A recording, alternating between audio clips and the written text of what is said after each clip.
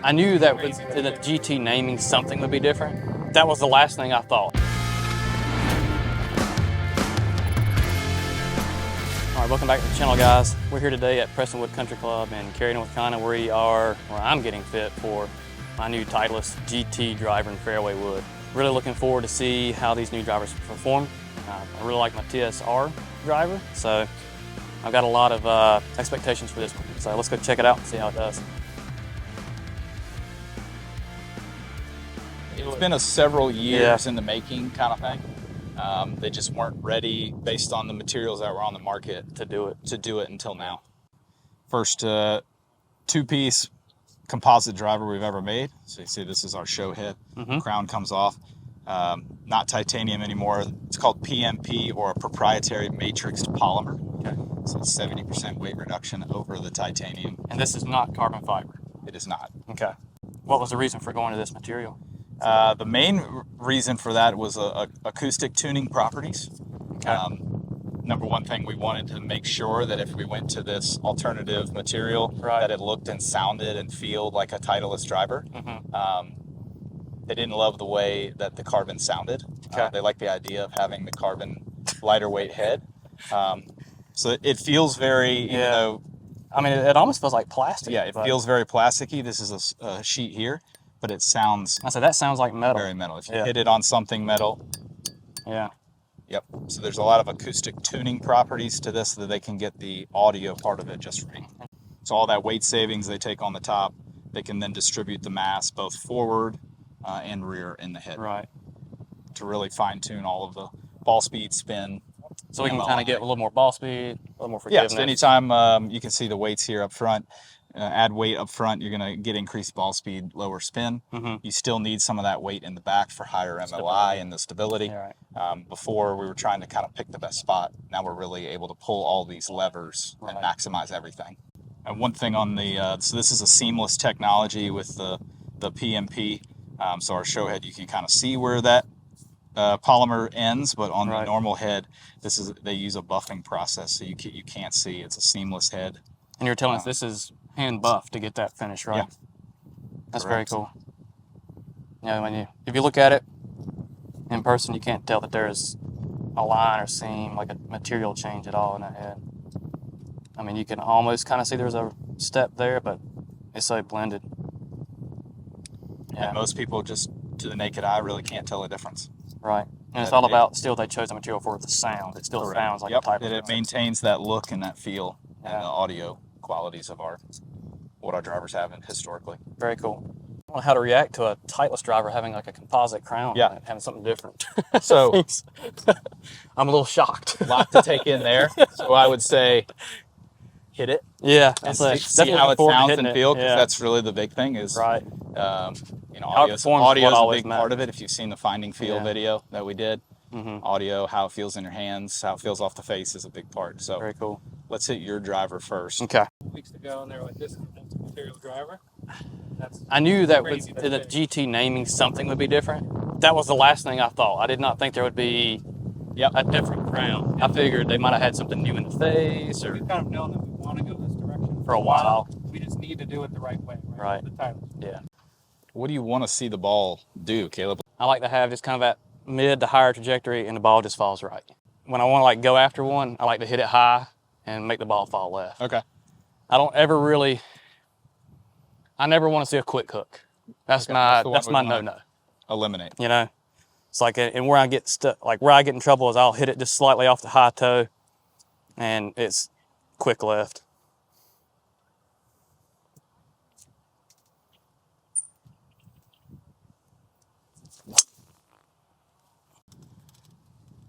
Kind of figure out which head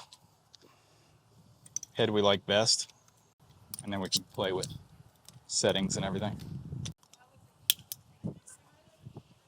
Has the head weight changed at all in the new ones? No? Not really. If anything, it's marginal. You know, where they put the weight's obviously different, but... Right. So just from an initial, if you hadn't have told me this was a new head, I'd have thought I'll still swing my TSR too. Like just looking at it. Yeah. So shape-wise, it's good. Yeah, like I said, that's the main thing, is it's got a look and feel.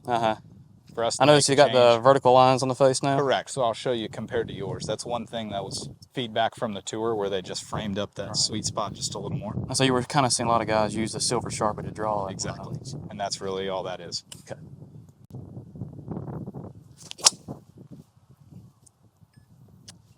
Sounded a little bit different than the TSR2, like a little bit more like muted, like almost crunchy sounding. Yeah. Yeah.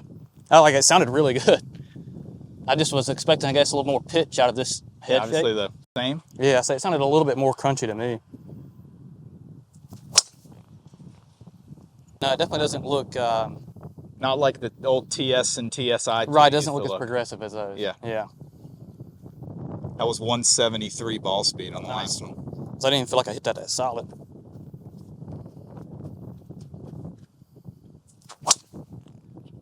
There's that high toe miss.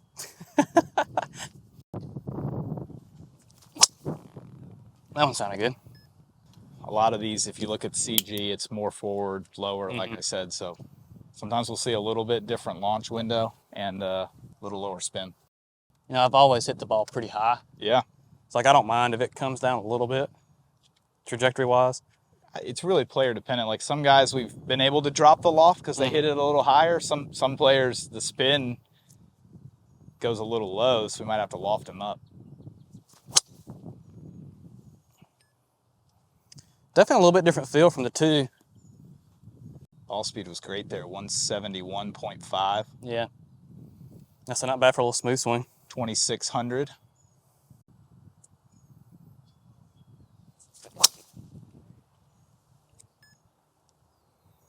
That was it good there. Okay.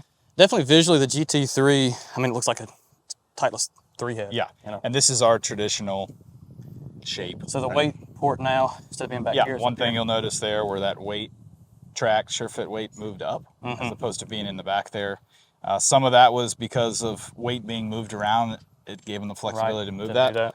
Some players described a slight whistling sound with the TSR3 weight there. Yeah, you could hear that. You don't hear that with this one, so that's not the main reason, but that helps. My initial impression would be, like in the TSR, the feel between the 3 head and the 2 head was very different. Yeah. Those two felt much closer to the same. Yeah. Like sound and feels much closer to the same. So shape, size of this head, this is the smaller head on the 4. And that is the same as it was with TSR. Still gear, just really bring that spin right down as much as possible. The idea on the 4 is it's our spin killer. Yeah. Lower launch, lower spin. Knuckleball monster. Correct. That VFT technology in the face does make this a lot more forgiving. And so this one looks much closer to... and as you know, being a 4 guy in the past, we can flip these weights if we need to mess with the CG.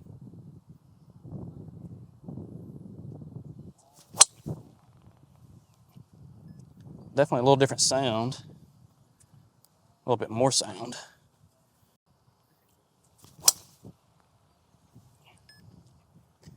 Definitely a little more movement to the ball. Yep. Like with my TSR2, I found I got a little more confidence with it because I was hitting it more solid. Yep. So then the speed comes up with that instead of having to worry about. I don't think you fear that left as much, so you're not afraid to release the head. Right. So that's a lesson there. Is don't be afraid to get a little bit more forgiveness in your game. We're seeing more twos, even with tour players. Way more twos in play than we have. That players can benefit from that. Oh, thank you.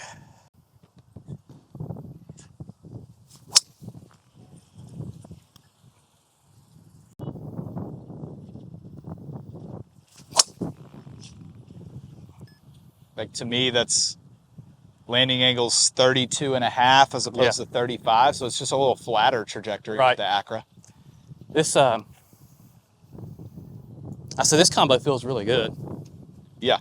All right, last one with this. I think because of the flatter trajectory, Tenzi's 9 yards longer, but they're essentially getting to the same total. They're ending up the same, just in a different way. It's a different way.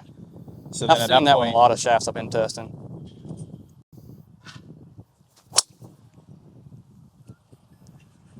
Yeah. Pretty good. Probably a little tighter with this. Yeah. Yeah, I would say dispersion's a little better here. 10C probably has a tendency to go a little bit farther out of it. So it's got a little more go in the 10C. Yep. A little more stability in this. Throw me a wild card in there. I don't want to know. I don't know what it is. whatever you think I should hit. So in the past, you played TR blue? I've played everything. Yeah, you played a little. We've tried a little of everything. I've even tried the original red. With the TSR. The regular Tenzi or the Ventus red? Mm-hmm. Have you hit the VF? I have in a Callaway head, but not in the Titleist.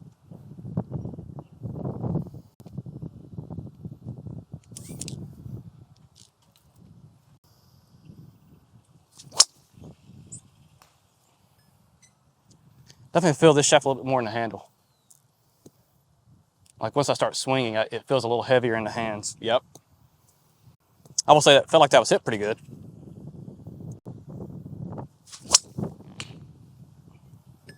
No, I just feel like I'd have a hard time timing this one.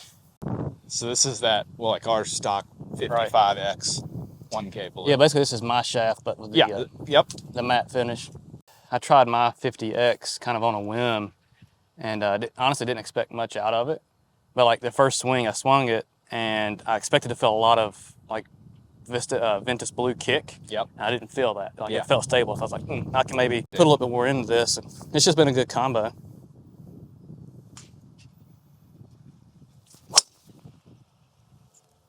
I mean, I don't know how it looks, but even my transition feels more smoother. Yeah, like a little easier.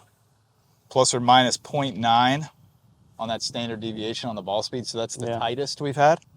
2430 spin, but plus or minus 142. Yeah. So like everything's just much tighter. A lot more consistent. You know how we had the speed ring is the technology they put on the 3. What they called it. Yeah. They really, both of these are combined. So it's forgiveness with speed is kind of the tagline with that. So all 3 are going to have speed ring and the VFT technology. In all the heads. All the heads, correct. Yeah. Previously that was just on the 2 and the 4, and the 3 was slightly different, just the speed ring. But now same face insert. Yeah.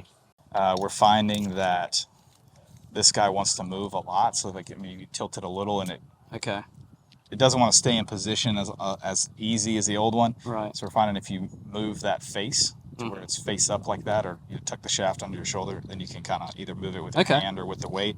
And there's a little ledge in there it sits on, and it just kind of stays there. And then you can screw it into place. Cool.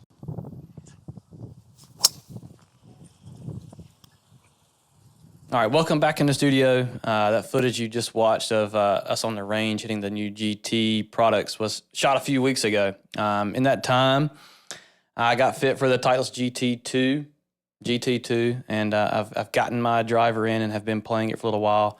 And as you can see here, we've also gotten our fitting heads in, and so we've been fitting those as well too. You may see a few stray marks on the club faces here because we've been giving them a workout. But in that time, kind of testing these drivers out, this is a very different kind of a driver for a Titleist. It's a little bit, I'd say on the range, I was probably a little bit in shock. I never really thought I'd see a day where a Titleist would do a composite driver. They've kind of talked about it for a few generations now, that they've been experimenting with it, but just never thought it would come to fruition. But this new driver is honestly quite awesome. We're going to talk a little bit about some of the stuff going on with it. And as you already saw, the technology in there, but these drivers are quite a bit of a departure from what we typically would think of from a Titleist driver. Now that being said, when you're playing the driver, it still looks like a Titleist driver, it still feels like a Titleist driver, and it still sounds like a Titleist driver. So even though we have the multi-material construction with the composite crown, and they're calling the material, it's their own concoction. They're calling it a PMP, and to be honest, I forget what the acronym stands for. We'll let Kyle fill that in for us at some point. But it's pretty cool. It's a plastic kind of polymer that has metal and carbon infused in it. They're calling it a composite. As you can hear, even though it's a plastic, it does not sound like plastic. It still sounds like it's got a metal crown. It's different from anything I've seen in a driver before. So really quite cool technology. I feel like if the average golfer, the average golf consumer, gets the chance to do what I did and seeing the construction of the golf club and its pieces and feel the material and get to play around with it a little bit, you can tell why they're calling GT stands for generational technology. It is something that is quite a little bit ahead of everything else right now, I feel like, if I'm being totally honest. As far as from a performance standpoint, we have been seeing these drivers perform really well. From my own experience, what I've been noticing, and I'd have to preference this with in the TSR2 that I was playing previously, I had a really good fit and a really good performing driver.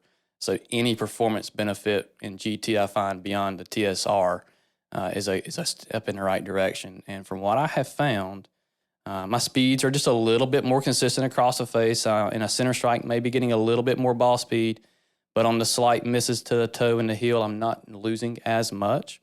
And with that as well, too, I have noticed, and kind of where my fault ends up being is in a little bit of a toe miss.